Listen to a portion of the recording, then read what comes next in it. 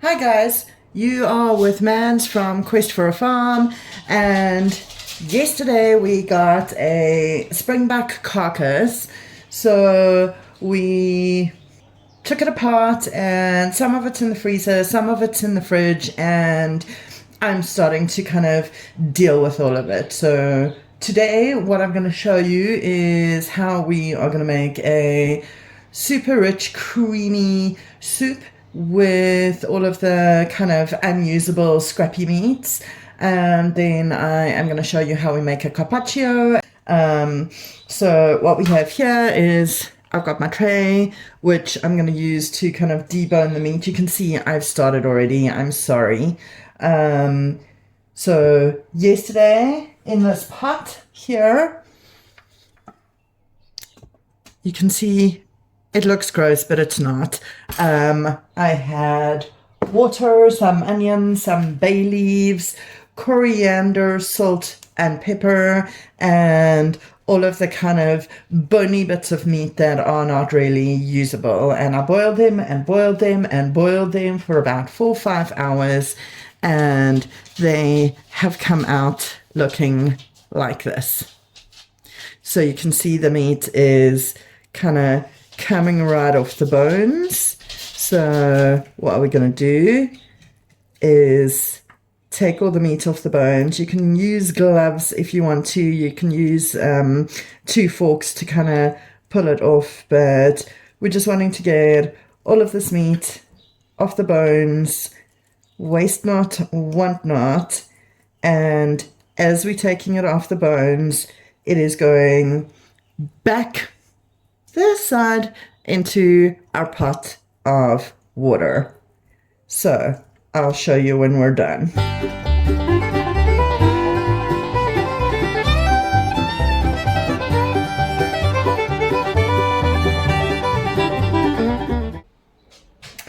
All right, so that is this is probably about a quarter of the meat that I got off of all of the bones.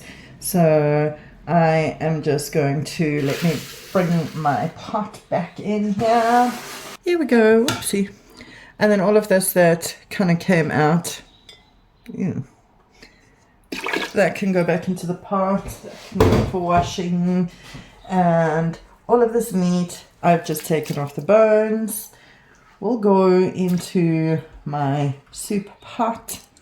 Don't worry about the bones themselves. Those that are not sharp will go to my dogs. The rest will go into a bone broth. Right, now we are going to add some veggies. Okay, so to this pot I am going to add basically 3 onions and a good 2 tablespoons of garlic. And I'm going to pop that back on the heat, let it reduce down a little bit, and do its thing. In a separate pot, here it is, with some water, I am going to add some of last year's pre-frozen pumpkin that we grew ourselves. So it's 2 different types of pumpkin, hence the different colors. That one I think was the Booba pumpkin, and this I think was the Cinderella pumpkin, if I'm not mistaken. So we're down to the dregs of last year's pumpkin, so that's why I'm using the different types. And then I'm going to chop up these few carrots, and I am going to add them. Okay, so we are going to add our chopped carrots. You can see they're not beautifully chopped because they are going to get blitzed a little later. Then a good generous amount of pepper.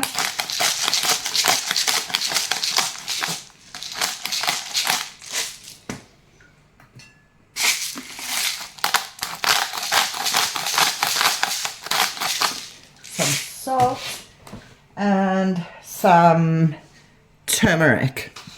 We call it bori in Afrikaans. So just about a teaspoon and a half of turmeric. So I add the turmeric because it'll give that big beautiful yellow color, and it's got about 100,000 health benefits. So let's top this up with water. My kettle's empty. Okay, top it up with some water. Okay, and then that's great. Then both of these pots are going to go on the stove and they are going to cook away for a good hour or so. In the meantime, let me show you how we make a really quick, really non-fancy little carpaccio.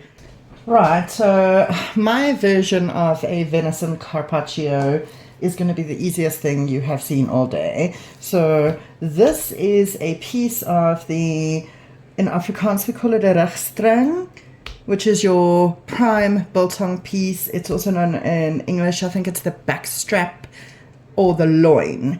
So I am going to select my little piece that I'm going to use for my carpaccio, and the rest is going to go back into the fridge. That will be biltong.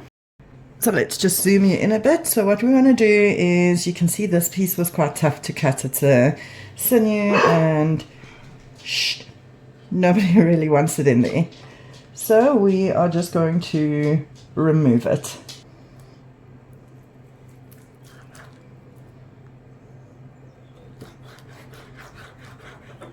Okay, the sinewy little piece. I have one of my dogs standing here. I promise you she wants it. Here we go, Luce. That's our little dachshund. Okay, so you see you have pretty much what looks like a fillet medallion left.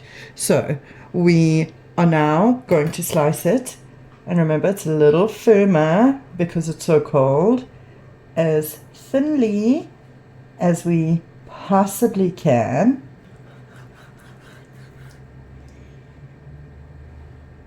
And lay our little pieces out.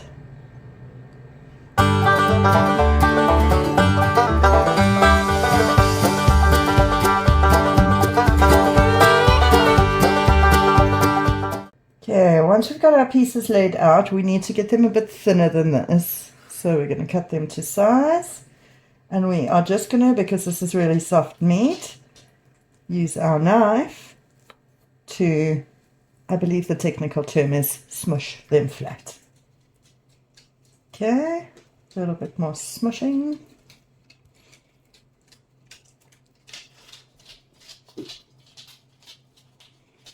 And then this piece we can cut a bit smaller as well. Let's go.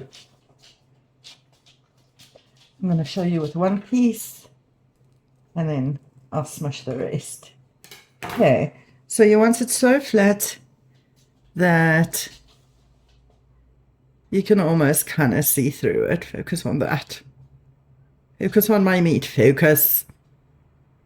There you go.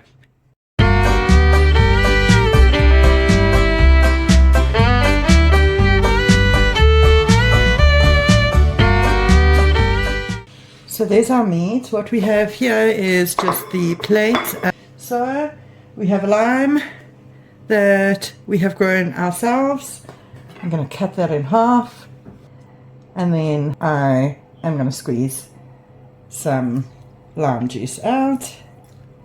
Cover the surface of the plate nicely. And then just a smattering of olive oil. This is an extra virgin olive oil, obviously. A grate of salt, and I like a decent amount of black pepper. So give that a swirl around, so we're distributing our olive oil nicely, and bring our little pieces of meat back. So we're just going to arrange them over the surface of the plate. Okay, so they are sitting nicely. You can see my lemon juice is coming up over them. I'm just making this for myself, so I don't need gloves or anything. Okay, so just flipping all our little pieces.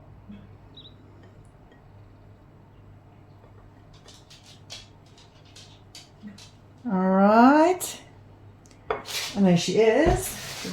A little bit more lime juice. I like mine very limey and quite seasoned. So a little bit more pepper and a touch more salt.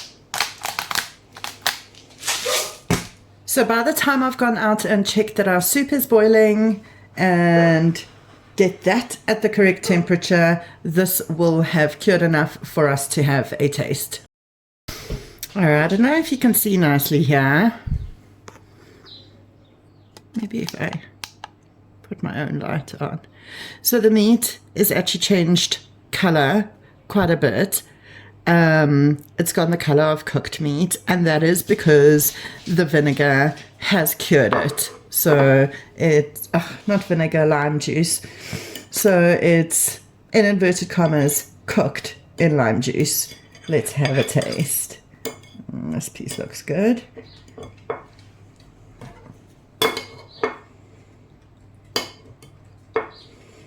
You can see it's beautiful, soft and tender. You could always add some rocket or onion or whatever. I like it just straight up like this, maybe with a piece of Melba toast. Oh, it is delicious. It's zingy and it's salty and it's fresh. One of my favorite treats when we get fresh Springbok like this. Alright, so we are back and our carrots and pumpkin is all nicely cooked up. Let me just show you.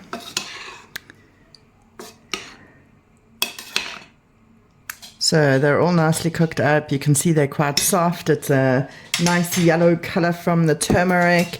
And now we are just going to take our stick blender and blend it. You can see it's still hot, but my stick blender is steel.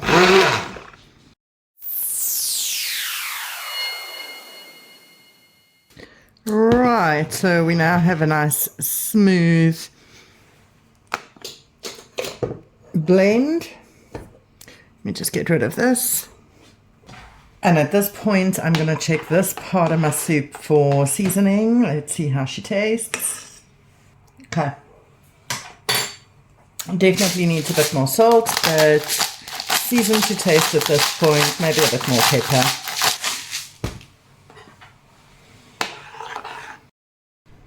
Okay, and once it is seasoned to taste, we'll put that aside and we will bring back our meat, which has just come off the heat. You can see it's reduced down significantly. There's not enough liquid in here that you may call it soup, but we'll get there, Right, so what we're going to do now is I am going to take my vegetable soup and add it all in to my venison. See? There's our liquid back up again. So now if you were a little health conscious, you could leave it just like this, possibly reduce it down. If you add a few potatoes, then it will thicken this up nicely. I feel like it's a little bit thin.